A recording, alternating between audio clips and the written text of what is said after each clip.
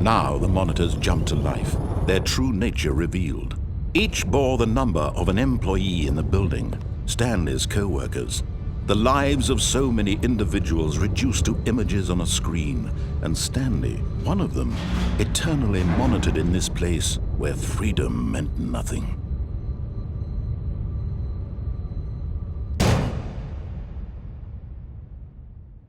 Aha! You've made it to the bottom of the mind control facility. Welcome! You see, back when the Stanley Parable first launched in 2013, getting to the bottom of the mind control facility was a bug that we simply didn't catch during development. And you all sent us lots of photos of it on Twitter and acted very superior about it. And you're all very, very clever. Good for you. Anyway, when it came time to update the game, we knew that we had to do something about this little goof of ours, so here you go. New content. You can call it the bottom of the mind control room ending, if that enhances your perception of the value of these updates. Isn't that what you crave? New content? Always more content, more content, more. And I'm here to give it to you. I'm here to make it seem like we really covered every nook and cranny of the game, with secrets and Easter eggs. How about this? We wrote a new piece of music just for this section. You won't hear it anywhere else in the game. It's a secret that's just for you. That's how special you are. We call this track, Good Job You've Made It to the Bottom of the Mind Control Facility. Well done.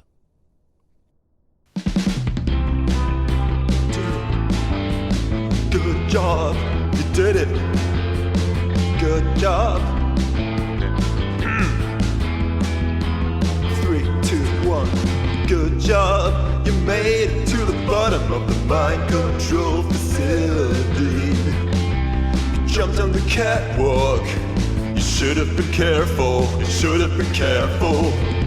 It used to be a bug, but now it's an ending. Now it's an ending. I believe in you. I believe in your ability to cross this barrier and chase your dreams. But railings don't mean anything. Good job, you did it. Good job, you did it. Good job, you did it. Good job, you did it. Good job, you did it. Good job, you did it. Good job, you did it. Good job, you did it. Good job, you did it. Good job, you did it.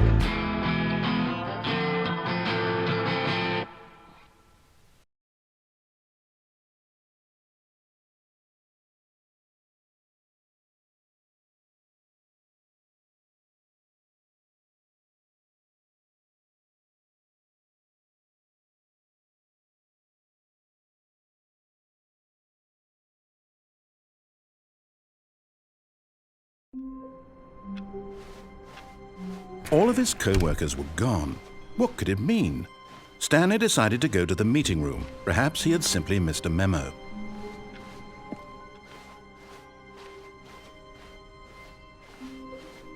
When Stanley came to a set of 2 open doors, he entered the door on his left. Yet there was not a single person here either. Feeling a wave of disbelief, Stanley decided to go up to his boss's office. Coming to a staircase, Stanley walked upstairs to his boss's office.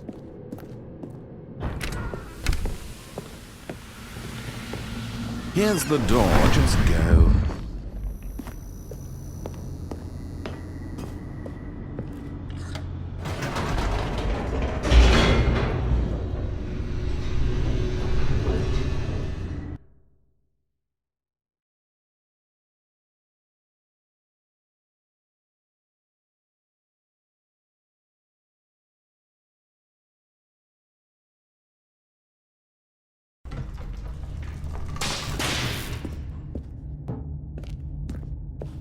Stanley walked straight ahead through the large door that read Mind Control Facility.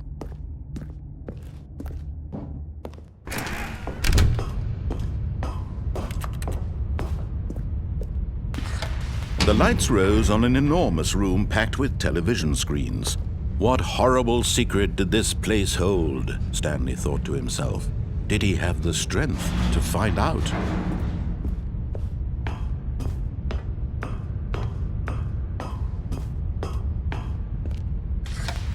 Now the monitors jumped to life, their true nature revealed. Each bore the number of an employee in the building, Stanley's co-workers. The lives of so many individuals reduced to images on a screen, and Stanley, one of them, eternally monitored in this place where freedom meant nothing.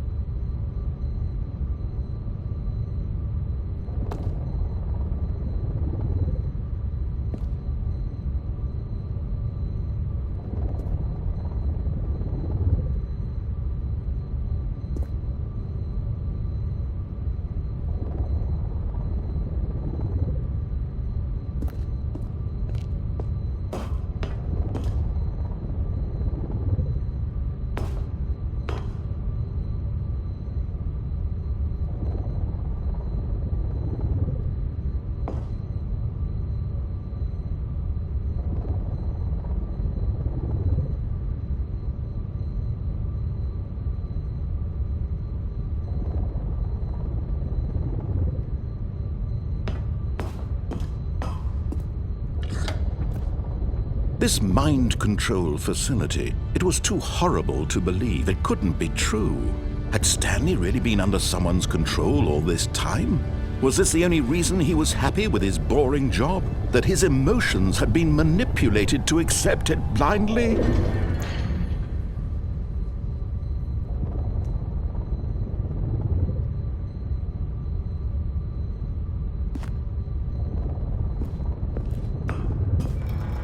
No, he refused to believe it. He couldn't accept it. His own life in someone else's control? Never!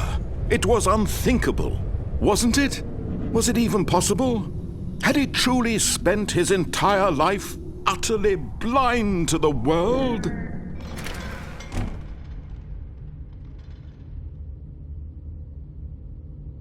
But here was the proof, the heart of the operation.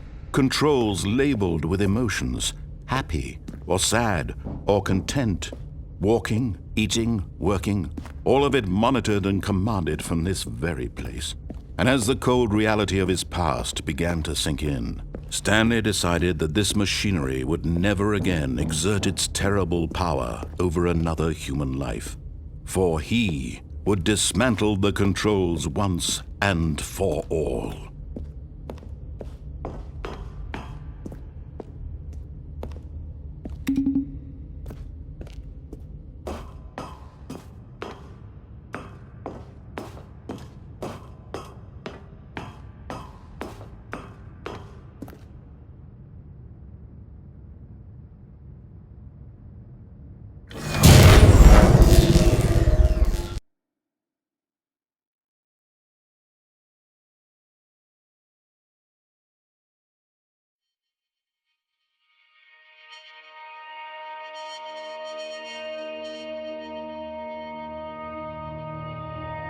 Blackness, and a rising chill of uncertainty.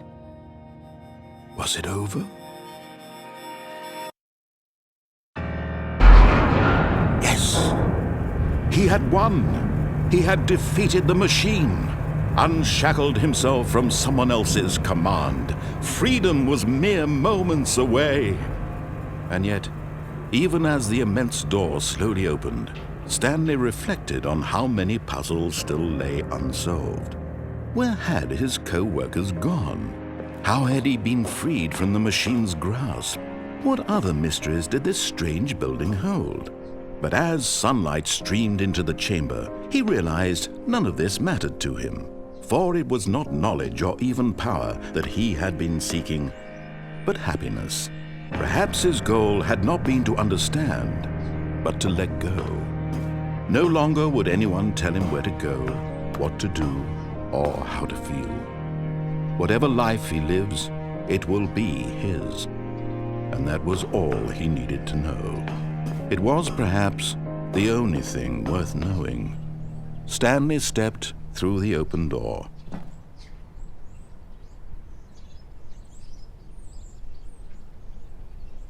Stanley felt the cool breeze upon his skin, the feeling of liberation, the immense possibility of the new path before him. This was exactly the way, right now, that things were meant to happen. and Stanley was happy.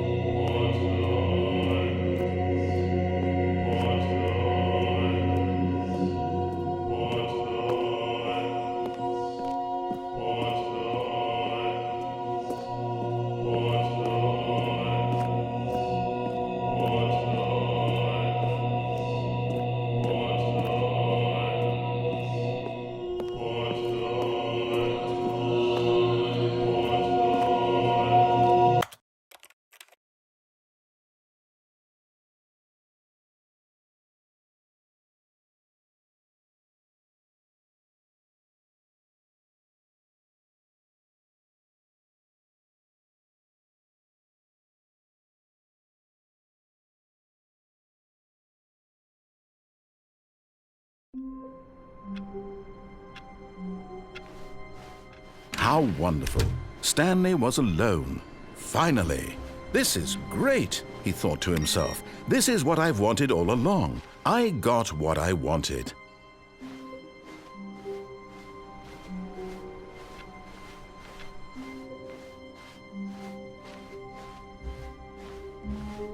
When Stanley came to a set of 2 open doors, he entered the door on his left.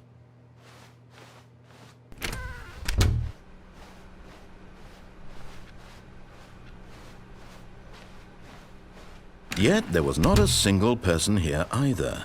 Feeling a wave of disbelief, Stanley decided to go up to his boss's office. Coming to a staircase, Stanley walked upstairs to his boss's office.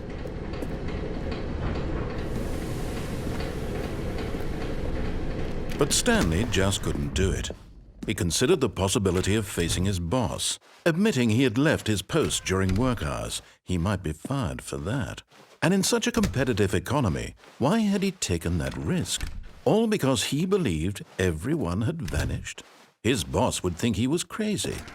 And then something occurred to Stanley. Maybe, he thought to himself, maybe I am crazy. All of my co-workers blinking mysteriously out of existence in a single moment for no reason at all? None of it made any logical sense. And as Stanley pondered this, he began to make other strange observations. For example, why couldn't he see his feet when he looked down? Why did doors close automatically behind him wherever he went? And for that matter, these rooms were starting to look pretty familiar. Were they simply repeating? No, Stanley said to himself, this is all too strange. This can't be real. And at last, he came to the conclusion that had been on the tip of his tongue. He just hadn't found the words for it. "I'm dreaming!" he yelled. "This is all a dream." Oh, what a relief Stanley felt to have finally found an answer, an explanation. His co-workers weren't actually gone. He wasn't going to lose his job. He wasn't crazy after all. And he thought to himself, I suppose I'll wake up soon. I'll have to go back to my boring real-life job pushing buttons. I may as well enjoy this while I'm still lucid. So he imagined himself flying and began to gently float above the ground. Then he imagined himself soaring through space on a magical starfield, and it too appeared. It was so much fun, and Stanley marveled that he had still not woken up. How was he remaining so lucid? And then perhaps the strangest question of them all entered Stanley's head. One he was amazed he hadn't asked himself sooner. Why is there a voice in my head dictating everything that I'm doing and thinking? Now the voice was describing itself being considered by Stanley, who found it particularly strange. I'm dreaming about a voice describing me, thinking about how it's describing my thoughts, he thought. And while he thought it all very odd and wondered if this voice spoke to all people in their dreams, the truth was that, of course, this was not a dream. How could it be? Was Stanley simply deceiving himself, believing that if he's asleep, he doesn't have to take responsibility for himself? Stanley is as awake right now as he's ever been in his life. Now, hearing the voice speak these words was quite a shock to Stanley. After all, he knew for certain, beyond a doubt, that this was in fact a dream. Did the voice not see him float and make the magical stars just a moment ago? How else would the voice explain all that? This voice was a part of himself too. Surely, if he could just... He would prove it. He would prove that he was in control, that this was a dream. So he closed his eyes gently, and he invited himself to wake up. He felt the cool weight of the blanket on his skin, the press of the mattress on his back, the fresh air of a world outside this one. Let me wake up, he thought to himself. I'm through with this dream. I wish it to be over. Let me go back to my job. Let me continue pushing the buttons. Please, it's all I want. I want my apartment and my wife and my job. All I want is my life exactly the way it's always been. My life is normal. I am normal. Everything will be fine. I am okay.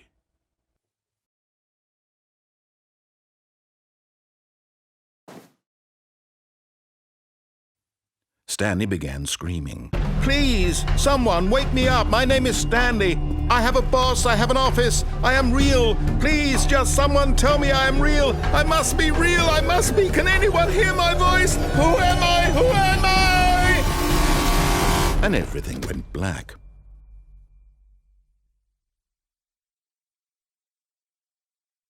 This is the story of a woman named Mariella. Mariella woke up on a day like any other. She arose, got dressed, gathered her belongings, and walked to her place of work. But on this particular day, her walk was interrupted by the body of a man who had stumbled through town talking and screaming to himself, and then collapsed dead on the sidewalk. And although she would soon turn to go call for an ambulance, for just a few brief moments she considered the strange man. He was obviously crazy, this much she knew. Everyone knows what crazy people look like. And in that moment, she thought to herself how lucky she was to be normal. I am sane. I am in control of my mind. I know what is real and what isn't.